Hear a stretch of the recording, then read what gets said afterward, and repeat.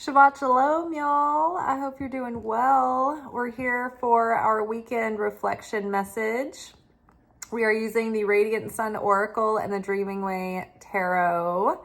I've had a day off. I needed it really bad. And I think I've struck a good balance of work and relaxation. I had to do some chores and adulting, but I didn't press myself too far.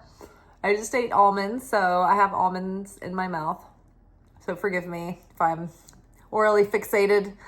And so I did some gardening and I went on a long walk and just kind of took it easy, but I made my content and went to take my boots into the cobbler to get them resold and just a bunch of stuff like that. So this is a busy season at work, so I'm working extra shifts, so I'm gonna see how long I can keep it up, but nevertheless, here we are. So for our weekend, we're culminating all of our lessons through the week. So this week has been the fourth week of the counting of the Omer. This week is associated with inspiration and motivation, perseverance, discipline, determination. Think of Chariots, is it Chariots of Fire? Is that song? Dun, dun, dun, dun, dun, dun. And it's like that song that plays behind like that track runner who's like doing something. They're like breaking a record and doing something at the Olympics, I think. Anyway, it's just like that. It's like overcoming the odds, persevering, like being inspired to do great and to overcome. And like it's creative inspiration, it's poetry, it's beauty, it's the sensual pleasures of life, enjoying the flowers, stopping and smelling the roses, like getting tapped in, tuned in, and turned on and feeling excited. This dimension is associated with all things Venus. So, anything has to do with beauty and security and luxury and our relationship to ourself, life, God, and other people. So we've been, getting really into being inspired, making an effort, but also paying attention to how we relate to others. Working on forgiveness, working on seeing the beauty of life and appreciating the multidimensional factors of all the natures of all of our relationships and what they offer us and do for us, and what we can give to them. Practicing acceptance, forgiveness, thinking about how we treat others. Do we practice the golden rule, which is treat others as you wish to be treated, as you expect to be treated? This is one of the most important messages of the Torah. If we don't understand or take away anything else, the greatest point is when we leave this earth, how did we make people feel? How did we treat people? How were we to one another? You may have done something great and invented something amazing or started a huge company, but what if you neglected everyone in the process? So it's about finding a balance of being dutiful and consistent to each area of our life the best we can without leaving anything behind, but giving a balance and trying to strike a balance by giving some attention to it all.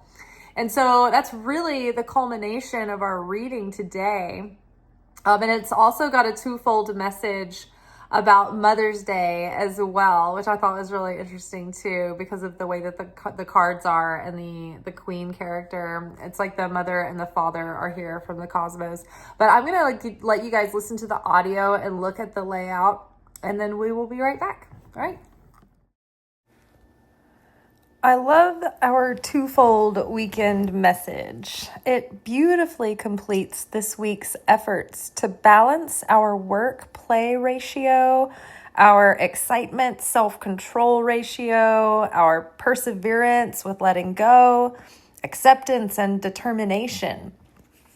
We complete our week with an understanding that our success in achieving our goal, dream, calling, purpose will be in ratio to our ability to maintain balance, focus, discipline, endurance, and determination, whilst still giving ourselves rest, inspiration, fun, freedom, and play. What we aim to do requires long-term, sustainable, consistent effort in order to attain organic success. It must not become a burdensome obsession. Our consciousness is our experience of life. Things might take off quickly, soon, and you will need to be organized and prepared to catch this wave of opportunity. Your hard work might soon be rewarded, but it will require ongoing efforts. Do not rest on your laurels. Keep up your consistency without abandoning or neglecting your life, your soul, your loved ones. Make your maximum effort in a way that touches every aspect of your life without neglecting another area. It's challenging, but that's the dance of self-mastery. Another message here is to be especially good to your mother as you honor Mother's Day this year. Really take time to appreciate her in your heart and reflect on ways that you can heal, strengthen, and nurture your relationship with her. Help her feel that you will be a strong, dependable presence for her as she has been for you, regardless of possible difficulties of the past. No mother is perfect. And the cosmos guarantee that we get parents who have areas of challenge, that we will have areas of challenges with. So too are we for them. That is part of the rules of our soul correction. Many people have extremely intense relational dynamics with their parents that others don't. Everyone's needs and approach to their healing their relationship to mother archetype will be unique and its own pace. Take a step towards redemption that feels right for you. And we're back. All right, so first card up, we have Saturn in Cancer, which is charity. We have Mercury in Capricorn, which is organization. And we have Saturn in Capricorn, which is riches.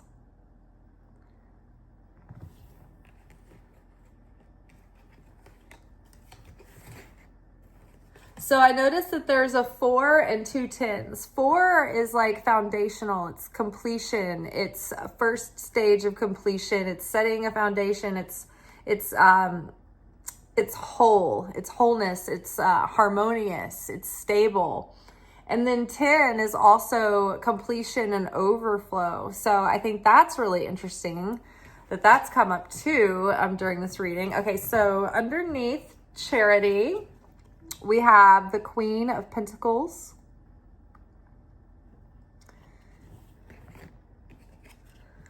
Underneath organization, we have 8 of Wands.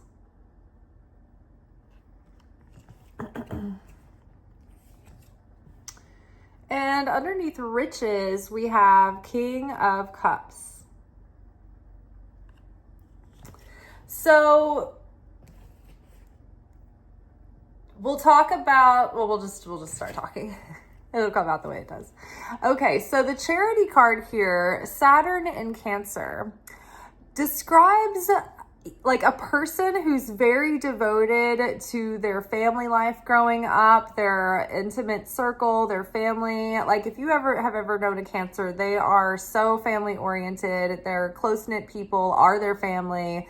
They're very caring, very nurturing. They like to get everybody together. It's like they are the tie that brings everybody. They are that family unit of the family unit. So Saturn in Cancer is someone who does a lot to devote themselves to their family growing up and what's important to them. This can also point to like how early childhood influenced you and affected you. like early like galvanizing events like affected you in some subconscious way that has carried with you throughout time. This card also talks about the need to put in a lot of hard work and maintain your effort in order to maintain your security and your comfort. And so it's like, to me, it's talking about like not only the spiritual work we've been doing of transformation. It's like that's an ongoing thing. The work that we're putting towards our goals, our like calling, right? It is an ongoing effort. And it's not just like we put in a lot of work and then all of a sudden it's done and it's on autopilot. This is something that you have to sustain and consistently give to. So there's the Queen of Pentacles here. And so the Queen of Pentacles is so good at nurturing the family, nurturing her like material affairs, taking good care of the well-being, the physical well-being, being comforting, being grounded, being that solid rock foundation in the family. Being able to be, proactive about just like taking steps to get things done. But the Queen of Pentacles, you just feel like her shit's together, her home is comfortable, she's a nurturing person. She is available and earth mothery and warm and inviting, but also can get the job done as well. And so these are the aspects of us that we're drawing upon right now. There's also this like a thing about keeping like a solid and level sense of well-being and stillness within, like maintaining that steady groundedness on the inside, emotionally and vibrationally. It's going to give the rest of the your life and circumstances more stability and strength and harmony. Also too, like the Queen is able to balance, like this week has been all about learning how to balance the pleasures of life and life's joys and lightness and celebration with life's discipline and duties and perseverance. Think about the mom in a household. The mom is always the one coming up with the birthday party ideas and, oh, let's go have this fun, whimsical activity. It's like, certain types of moms that get really into momming. When you think of like the archetypal mom that would be the Queen of Pentacles, you would think this mom loves like once a week or so, like, let's all bake some cookies, let's do a movie, like she's always thinking about these fun things to make fun memories and like savor life and create long-lasting family culture. But at the same time, she knows how to make everybody learn how to do their chores and be disciplined and learn the value of being responsible. She keeps the house taken care of. She keeps the bills paid on time. She keeps the refrigerator stocked. She's got the meals ready and everybody's comings and goings organized, and she knows what's going on. So it's like this balance between all of this work and perseverance where it's never ending, right? The mother's work is never over. The lady's work of the house is never over, right? So it's like ongoing and it needs to be sustained. It's something that needs to be just nurtured as a part of your life now, something that you give yourself to. Now, whether or not we are literal mothers, all of us have this archetype of having to nurture whatever it is that we're growing, whether that's a relationship, a family, children, a business, a dream, a creative project.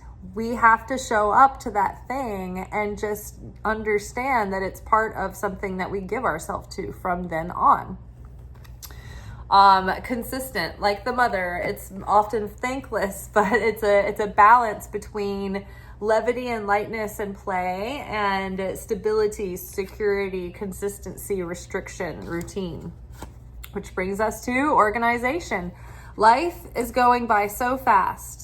And just like the Queen of Pentacles knows that with her young family, life goes by very fast. Each day flies by. There's a million places to be and things to do. The weeks go by fast. The months go by fast. The years go by in a blink of an eye, right? And so too, this is the metaphor of our days and weeks and months and years. They go by very quickly. And just recently, I think that there are going to be things that, like, I think we're going to get busier. I think there's going to be a flurry of opportunity and maybe correspondence or messages or news or something that's coming in that's going to increase the activity and the flow of activity with whatever we've been doing.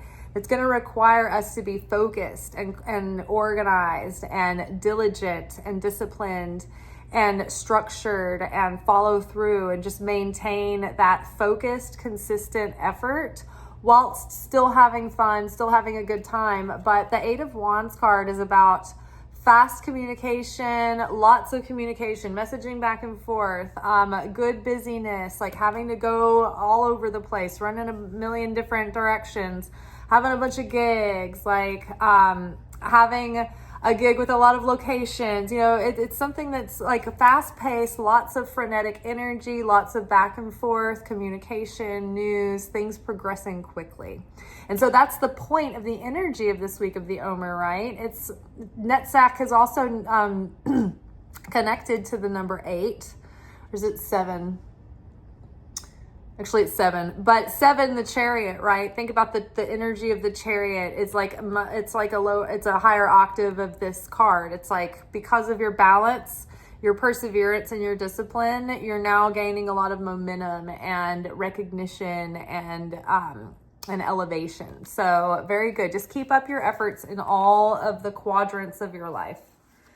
Your spiritual efforts, your self-work, your material efforts in what you're doing, your efforts towards your health, your efforts with your friends and your family, and if you have a romantic partner, like put effort into all the areas of your life. Don't neglect any of them. Make sure it's all really balanced. And then we have riches here.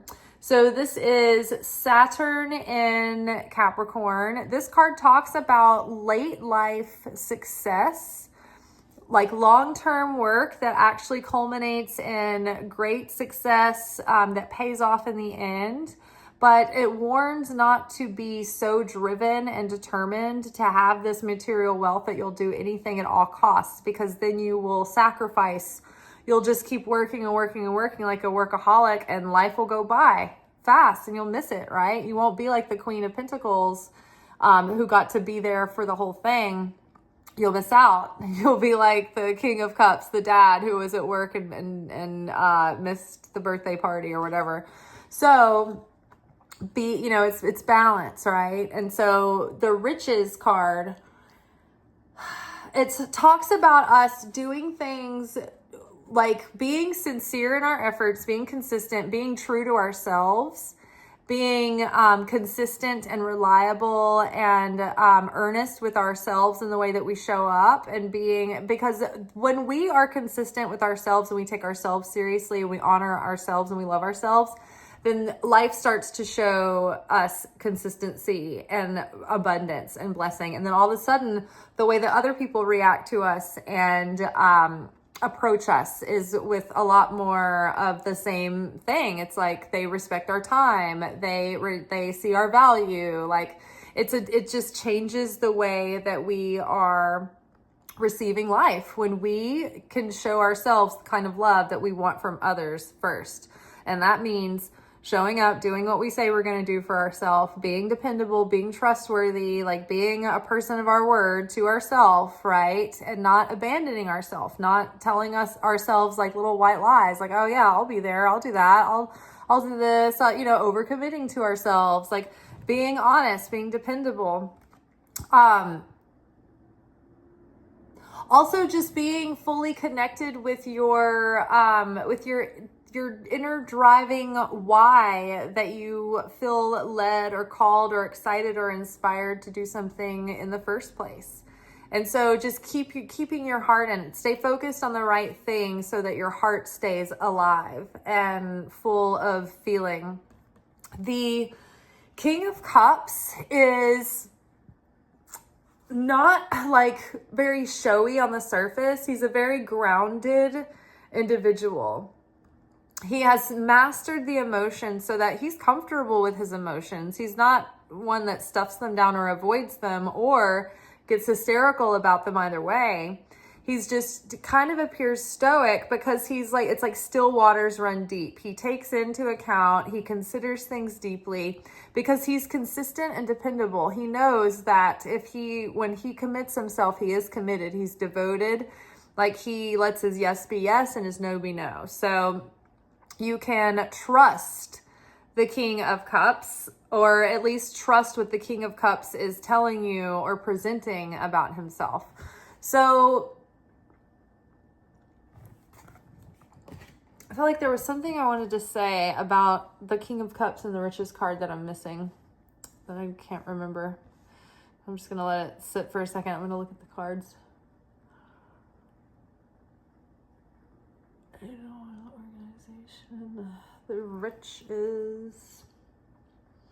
I think we've covered everything. And another reason why I do that audio now with the picture, so that I get out all the important parts that I want to talk about out, and I don't have to think about them. I can just channel everything else through. So I feel good about that.